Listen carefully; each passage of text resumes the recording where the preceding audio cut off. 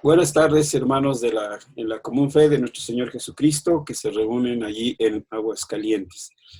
Quisiera yo aprovechar el tiempo máximo en el tema que quiero tratar hoy, para que más adelante, de acuerdo con sus pastores, elaboremos, si el Señor nos lo permite, un temario y también podamos arreglar tiempos y días para que esto no sea solo un inicio y ahí termine, sino que esto pueda continuar. Así que yendo al grano, yo el tema que quiero tratar ahora es sobre el crecimiento de la iglesia. Repito, en un momento dado vamos a diseñar un programa, unos temas consecutivos, hilados, que nos lleven al crecimiento en la fe y en el conocimiento de lo que es la Iglesia Reformada, la cual nació después del siglo XVI. Decía entonces que el tema que quiero tratar esta tarde es el crecimiento de la Iglesia. Porque el crecimiento de la Iglesia es una manifestación de la salud espiritual de la misma. Creo que los ahí reunidos tienen un genuino interés de ver el crecimiento de la obra de Dios en ese lugar de Aguascalientes. De consiguiente, la proposición de esta tarde es el crecimiento de la iglesia. Y este se va a dar, ¿sí me escucho? Bueno. Sí, hermano, sí, se escucha bien. Perfecto. Y este se va a dar de tres maneras. Primero, las conversiones. Segundo, las profesiones de fe. Y tercero, la preparación de líderes. Estas tres situaciones tienen que ir concatenadas. No pueden estar disociadas la una de la otra. Ni podemos decir que una es más importante que la otra. Las tres tienen que ir en conjunto y tienen que avanzar de forma paralela. Voy a tratar de explicar estas tres situaciones que he mencionado. La iglesia crece solo y únicamente donde hay conversiones. La iglesia se forma solo y únicamente con aquellos que han sido convertidos. Nadie que no ha nacido de nuevo no pertenece a la iglesia. O ha nacido de nuevo o no ha nacido de nuevo. Aunque en una iglesia lamentable se reúnen trigo y cizaña, debemos de recordar que la iglesia es el cuerpo glorioso de Cristo. Solo y únicamente está formado por aquellos que han nacido de nuevo. Traigamos a nuestra memoria Juan 3:5. Os es necesario nacer de nuevo. El nuevo nacimiento es la obra regeneradora operada en el hombre a través de la palabra de Dios y del Espíritu Santo. Todo pecador tiene que volverse de sus malos caminos, tiene que arrepentirse de sus pecados y tiene que clamar por el perdón divino que Dios ofrece única y exclusivamente por la fe en nuestro Señor Jesucristo. No hay términos medios, es el todo o nada. O se es hijo de Dios o no se es hijo de Dios. Aquí no hay medios hermanos, aquí no hay entenados. Debemos entonces tener presente que todo pecador tiene que volverse de sus malos caminos, como ya hemos dicho. Tiene que arrepentirse de sus pecados y tiene que clamar por el perdón divino que Dios ofrece únicamente y exclusivamente por la fe en nuestro Señor Jesucristo. Y aquí deben de venir a nuestra mente las palabras del apóstol Pablo. ¿Y cómo oirán si no hay quien les predique? ¿Y cómo predicarán si no hay quien los envíe? Porque la fe es por el oír y el oír por la predicación de la poderosa palabra de Dios. En suma, para que haya crecimiento en la iglesia, tiene que haber conversiones. Repito e insisto, para que haya crecimiento en la iglesia, tiene que haber conversiones. No hay no hay otra manera. Y para que haya conversiones, la iglesia necesita tomar en serio su tarea evangelística. Donde no hay evangelismo, no hay conversiones. Y donde no hay conversiones, no hay crecimiento numérico de la iglesia. En otro momento hablaremos del evangelismo desde la perspectiva reformada.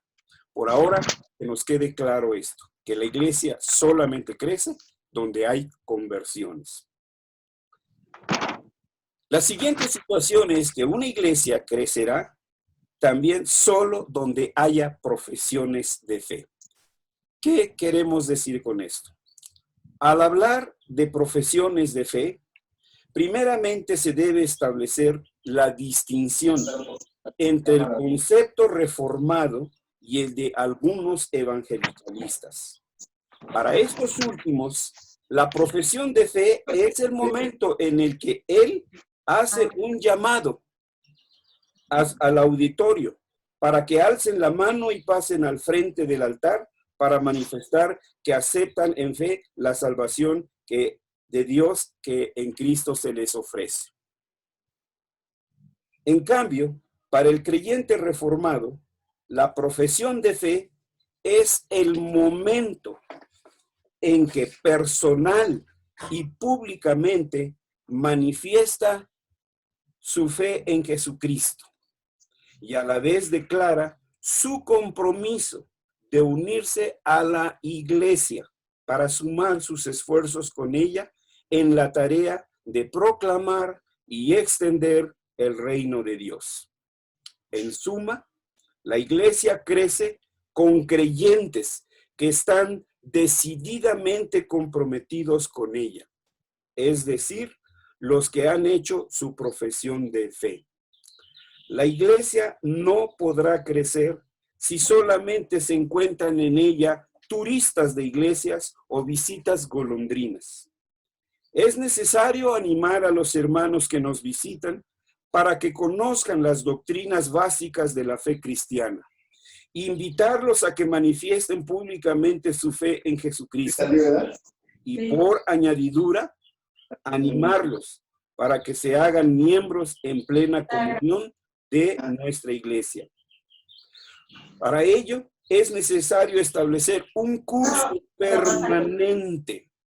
Y vuelvo a insistir, a subrayar y recalcar, establecer un curso permanente de preparación bíblica dirigido a las personas que nos visitan.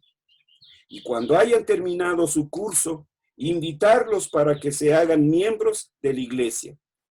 Resumiendo este punto, para que la iglesia crezca, debe haber profesiones de fe. Y para que haya profesiones de fe, es necesario que la iglesia tenga un programa permanente para preparar a quienes han de hacer dichas profesiones de fe. Paralelamente a todos los departamentos que existen en la escuela dominical, siempre habrá este programa de preparación, que en los reformados se les llamó catecúmenos. El último punto que les había mencionado es sobre el crecimiento de la iglesia, es sobre el liderazgo. La iglesia crece donde hay liderazgo. Un fenómeno triste, pero muy común, es que generalmente en la iglesia casi siempre hay solamente 2 o 3 que trabajan. Los demás solo se sientan en las bancas o solo están criticando la manera en la que se hacen las cosas, pero no mueven ni un dedo para mejorar aquello que critican. En otros casos, que también es muy común, el pastor es el hombre orquesta. Todo lo hace él. También es cierto y común que en ocasiones algún oficial de la iglesia tiene todas las tareas, porque a la hora de pedir ayuda, nadie puede o no quiere hacerlo. Las tareas deben ser compartidas. Esta fue la recomendación del apóstol San Pablo a su discípulo Timoteo. Lo que has oído de mí ante muchos testigos, esto encarga a hombres fieles que sean idóneos para enseñar también a otros. En síntesis, la iglesia crece donde hay liderazgo. Y para que haya liderazgo, debe haber líderes. Y para que haya líderes, debe haber un entrenamiento continuo, especial, para formar líderes. E insisto, este curso de liderazgo debe de ser continuo, permanente e insistente. Los líderes que egresen de estos programas serán con quienes se compartan las distintas tareas de la iglesia. No puede haber maestros improvisados, no puede haber diáconos improvisados. Los oficios dentro de la iglesia no se improvisan. De consiguiente, se deben implementar programas de capacitación continua para los que ya son maestros de escuela o dominical. También se debe capacitar a los jóvenes para que en un futuro no lejano sean maestros de escuela dominical o algún otro liderazgo que tomen. Asimismo, se deben realizar cursos y talleres frecuentes de actualización docente.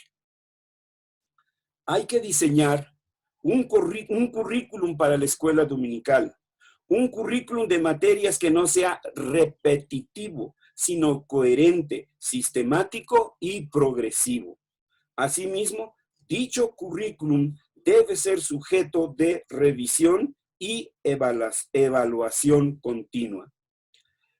También debe haber un programa de preparación permanente para que los ancianos y los diáconos, y no se diga también para el pastor, siempre estén capacitados. Un anciano debe tener un claro concepto de lo que es la idea reformada de la iglesia. Debe conocer su historia, debe conocer su liturgia, debe conocer la formación del canon de las escrituras y otras tantas cosas más. En conclusión, hemos hablado de 3 cosas que son necesarias para el sano crecimiento de la iglesia. Porque en una iglesia puede haber crecimiento, pero este puede ser un crecimiento deforme o enfermizo, como en el caso de las células cancerosas. En el cáncer hay proliferación de células y hay crecimiento, sí, pero es un crecimiento amorfo, es un crecimiento dañino que termina por llevar a la muerte el cuerpo de su huésped. La iglesia no necesita para su crecimiento células cancerosas. Necesita células vivas, células sanas, células activas. Por eso debe evangelizar para que haya conversiones. Debe ofrecer un curso básico de doctrinas bíblicas para que haya profesiones de fe. Y debe capacitar para que haya líderes. Decirlo es fácil, pero hacerlo es lo complejo. Por lo tanto, como iglesia, ya es tiempo de que vayamos pensando que no es suficiente celebrar cultos, celebrar aniversarios, días festivos, Día del Padre, Día de la Madre, sino que hay que cumplir con nuestro oficio como iglesia, predicar el poderoso evangelio del reino de Dios. No movilizar a la iglesia solamente para llevar a cabo actos sociales, sino compromisos y acciones concretas para expandir el reino de Dios. Este es el concepto de un crecimiento sano de la iglesia. Si tienen algunas preguntas, creo que nos queda un tiempo para lo que se ha expuesto y ampliar algunas cosas que por ahí hubieran quedado, que se necesite ampliar un poco. Pues, hermanos, tenemos entonces algunos minutos más. Si hay alguna pregunta, comentario, es buen momento para hacerlo.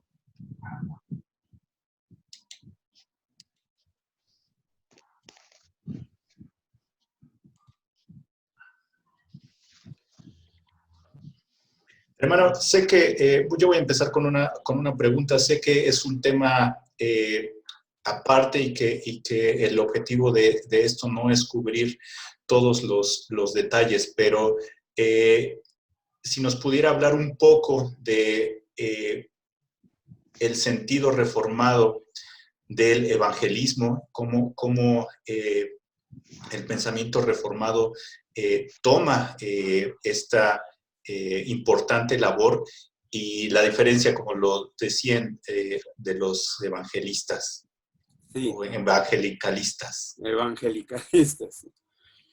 Bueno, hay dos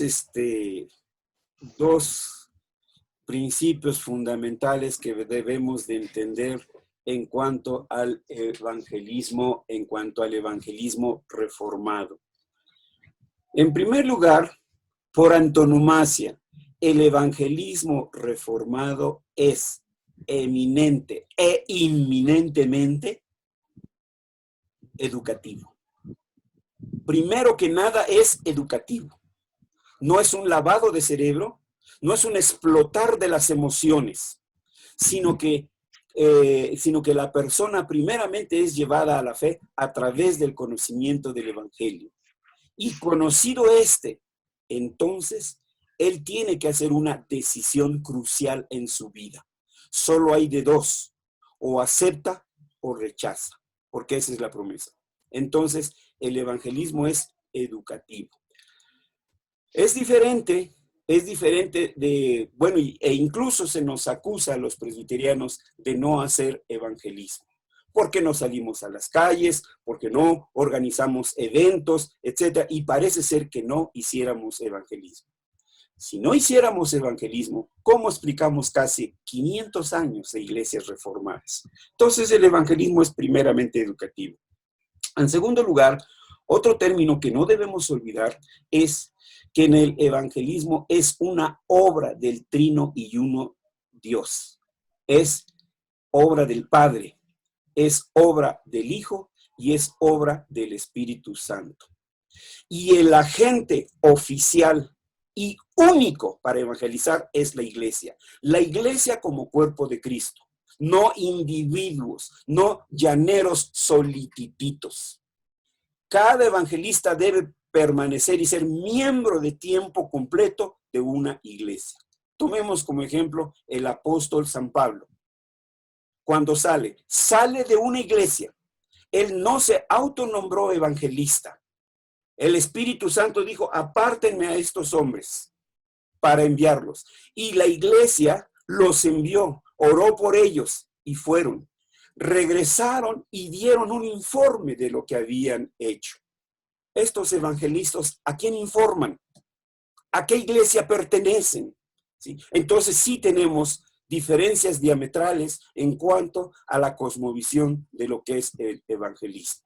La iglesia es el único agente para evangelizar y la única que tiene autoridad para enviar a sus evangelistas. Bueno, no pude ser tan breve como hubiera querido. No, sí, hermano, muchas gracias por sus palabras. Claro que sí, sabemos que esto puede ser más, puede tomar más tiempo, que sería bueno dedicarlo. Hermanos de Misión Aguascalientes, los que estamos conectados en Zoom, podemos hacer preguntas directas. Si alguien de los que están conectados por Facebook quiere hacer una pregunta, por favor hágalo por medio de la... de Facebook, y alguien de nosotros, ya sea el pastor Alejandro o yo, la podremos hacer llegar al hermano Miguel Velázquez. Hermanos, les invito entonces por favor, a comentar, a expresar su opinión o alguna duda que ustedes tengan.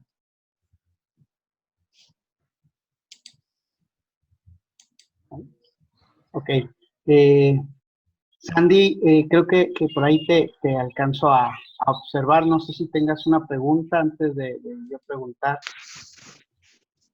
No, es que un rato estuve sin poder activar la bocina, entonces no escuché una gran parte, entonces pues lo voy a tener que escuchar Okay. ya que esté grabado en Face, porque sí me perdí un un buen pedacito por estar luchando para el micrófono. Ok. Bueno, yo sí una pregunta, Sí, hermano. hermano.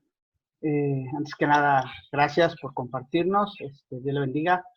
Un gusto conocernos, aunque sea por estos medios. Gracias. Hermano, ¿cómo realizar una iglesia naciente, una iglesia nueva, una iglesia con poca membresía?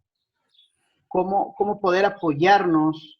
Yo sé que el Espíritu Santo levanta a cada uno y es Dios quien determina cada ministerio, pero en una iglesia naciente, una iglesia nueva, ¿cómo poder estructurar, cómo poder apoyar a los hermanos para que se vean cuál es su ministerio, cuál es su vocación, su servicio en la iglesia, como sea diácono, maestro? Yo sé que con las confesiones de fe, pero ¿cómo poder apoyar a los hermanos para que ellos disciernan todo eso? Claro.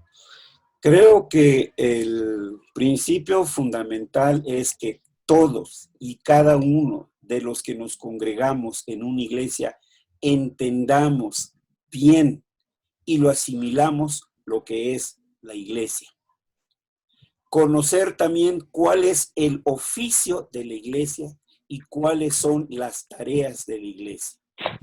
Cuando tengamos nosotros presentes estos tres conceptos, entonces sabremos qué es lo que tiene que hacer la iglesia y entonces sabremos qué es lo que necesita la iglesia. Por ejemplo, en Mateo 28 encontramos allí el triple oficio de la iglesia. El primer punto es la adoración, el segundo el evangelismo y el tercero es la enseñanza. Cuando hablamos de adoración, entonces estamos hablando de culto. Entonces lo que tenemos que ampliar es enseñar el concepto del culto. ¿Qué es el culto? ¿Sí? ¿Cómo se debe realizar el culto? Porque aquí debemos ser claros. Dios no ha dejado que sea el hombre quien decida cómo se le va a adorar. Es Él quien dice cómo se le ha de adorar. Y entonces esto es lo que tenemos que enseñarle para que entendamos cómo se debe de realizar un culto. Grosso modo, hermanos, porque sí hay que hablar de la liturgia, de cuándo se inició, etcétera, etcétera. Pero ese sería un principio. El segundo, decíamos, el evangelismo. El evangelismo es una tarea continua de la iglesia.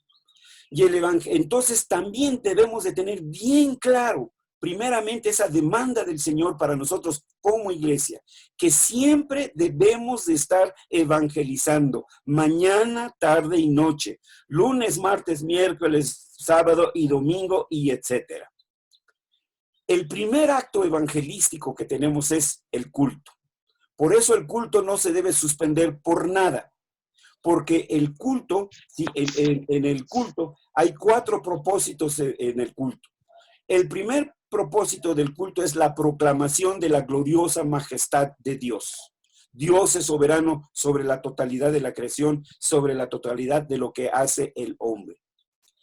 El segundo es la proclamación del poderoso evangelio de Jesucristo.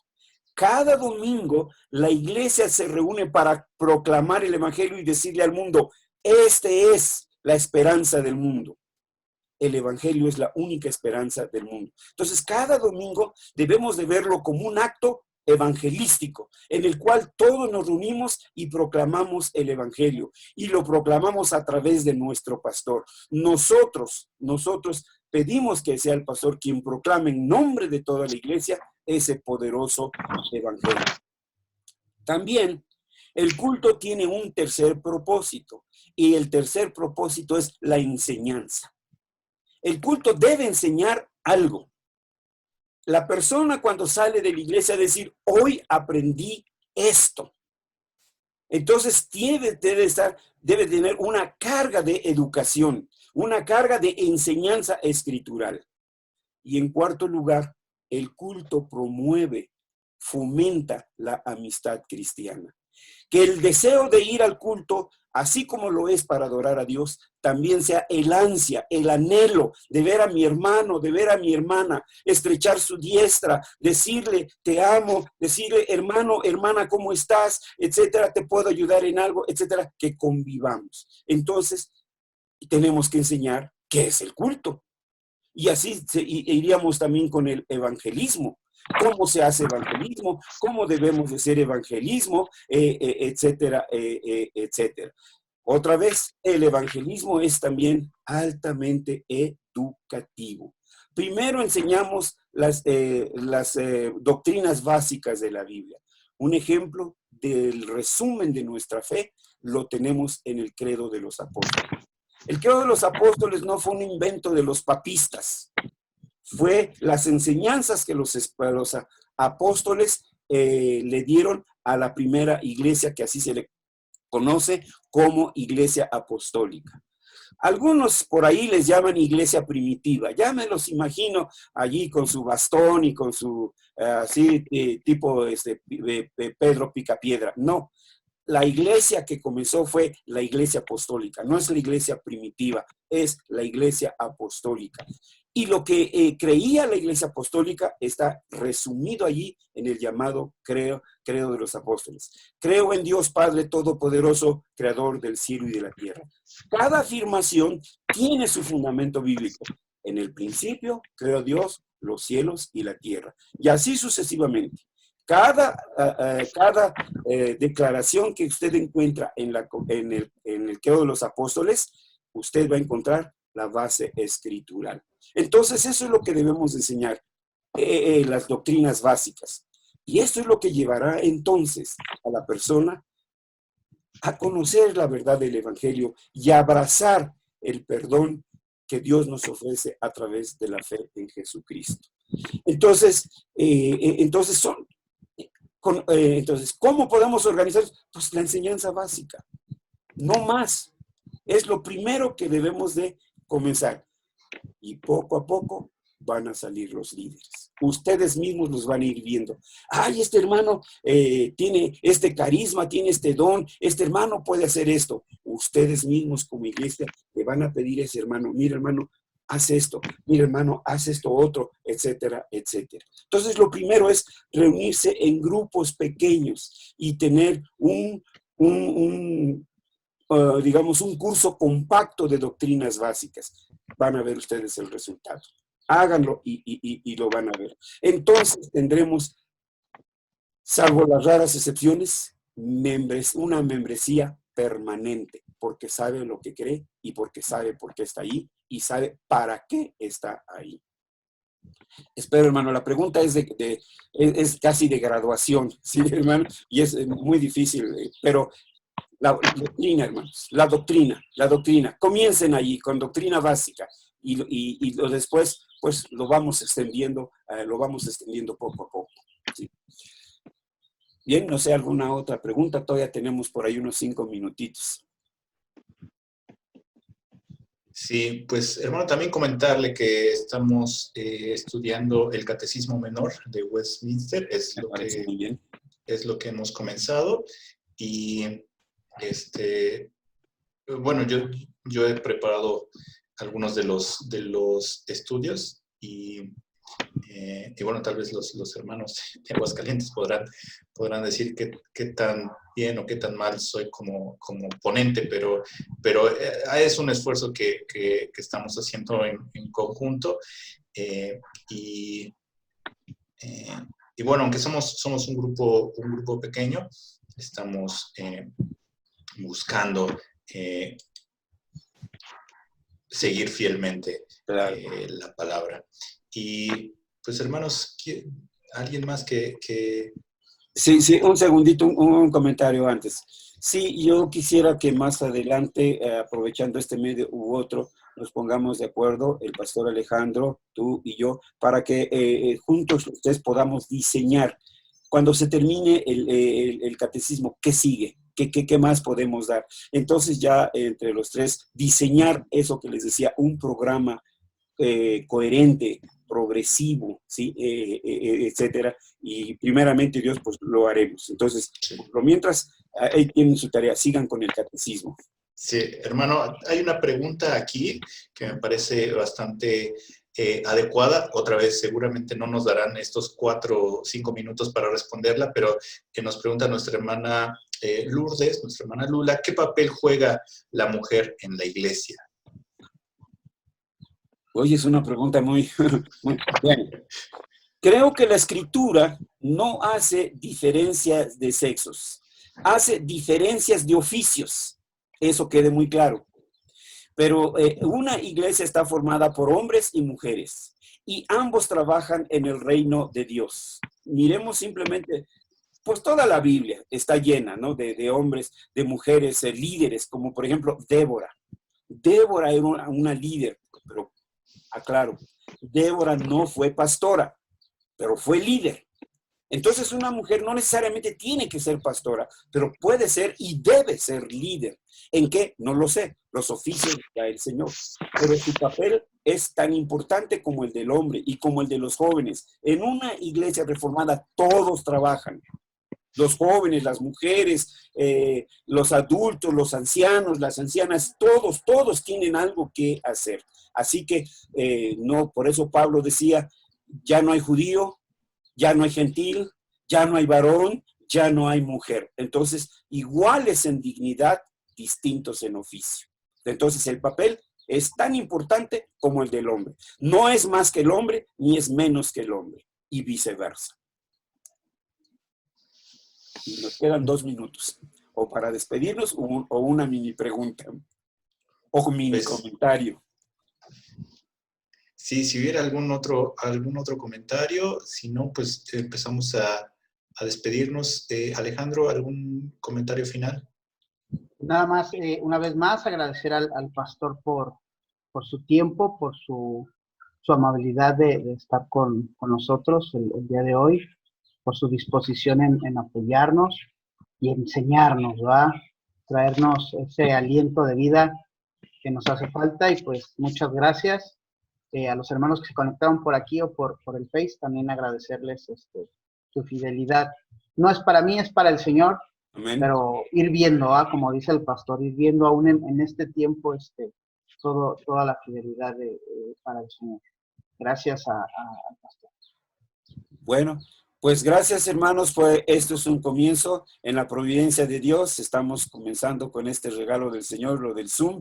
Ya veremos más adelante qué podemos hacer. Nos conectamos, hermano Alejandro, nos conectamos, hermano Natanael, y primeramente Dios y en el nombre del Señor, claro que algo podremos hacer. Dios les bendiga, hermanos, mucho gusto. Sigan adelante. Acuérdense que ningún trabajo en el Señor es en vano. Dios los bendiga y los use en esos lugares. Hasta luego.